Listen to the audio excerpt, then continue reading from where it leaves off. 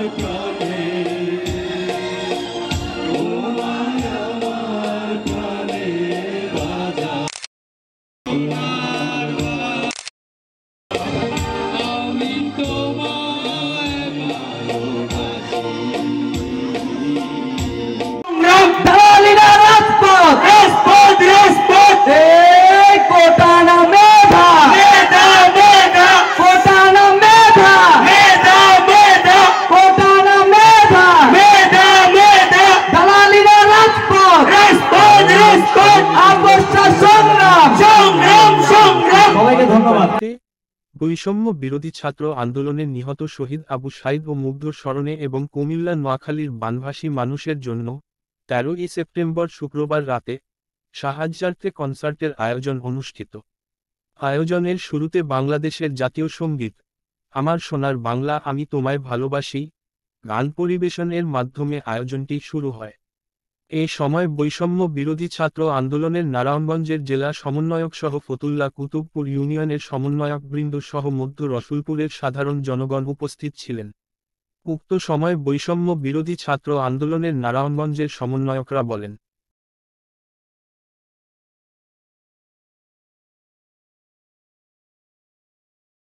একটা স্বৈরাচারী সরকারকে চিরতরে বিদায় করে দেওয়ার পরও তাদের দোসররা এখনো অনেক ধরনের পায়তারা করছে। সেই তাদের দোসরদের বলতে চাই, ছাত্রদের রক্তের বিনিময়ে, ছাত্র জনতার রক্তের বিনিময়ে আমাদের এই গণঅভ্যুত্থান, ছাত্ররা কিন্তু মাঠ ছেড়ে এখনো যায়নি, সাথে চলে গেছে।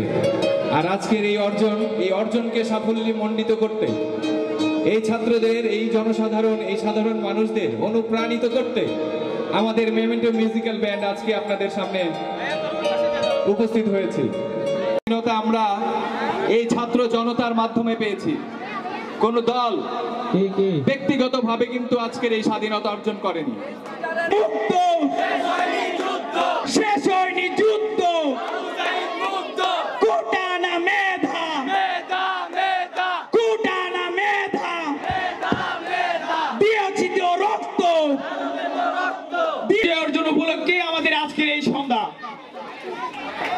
আমরা ছাত্র জনতা একত্রিত হয়ে 15 বছরের গণঅভ্যুত্থান আমরা সফল করতে পেরেছি। সেই জন্য অনেকের প্রাণ দিতে হয়েছে। আবু সাইদ মুগ্ধ সহ হাজারো ছাত্র জনতার প্রাণের বিনিময়ে আমাদের এই বাংলাদেশ।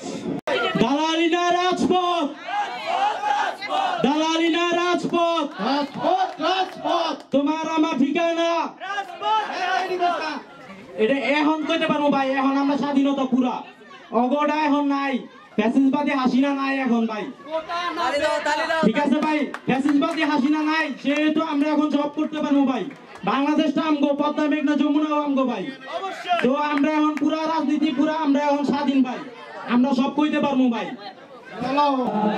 হয়তো আন্দোলনের পর থেকে দেখতে আসতেছি যে আন্দোলন আমাদের মধ্যে মানে এখন রাজনৈতিক একটা ভাব ঢুকে গেছে।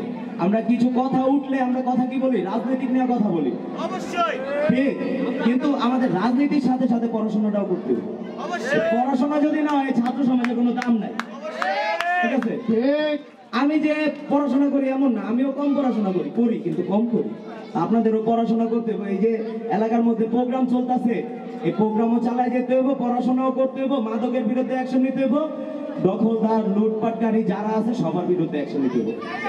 সবাই যদি একমত থাকেন, এই সমাজে কোনো মানে অসামাজিক কাজ এই সমাজে অন্তত বাইচা থাকতে পারবো না আপনারা সবাই যদি ঐক্যবদ্ধ হয়ে থাকেন। আমাদের দরকার এখন ঐক্যবদ্ধতা, একতাই বল।